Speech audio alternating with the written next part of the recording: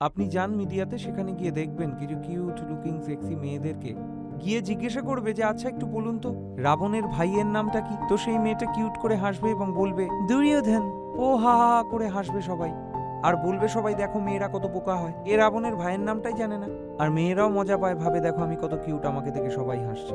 নিজের জিনিস ওঠানোর হলে কোনো এক ছেলেকে দিয়ে তুলিয়ে নেবে, গিল্টি ফিল করবে না যে নিজের হাতে জোর নেই, হাতে জোর থাকতে হবে। তো ভালো লাগে ভায়া করে জিনিস তুলে নিতে, কেন ওঠাবে সে তোমার জিনিস? আপনি না বললেও সেই পুরুষটা জেনে যাবে যে এই জিনিসটা তুলতে পারবে না, এ তো নরম সরম মেয়ে,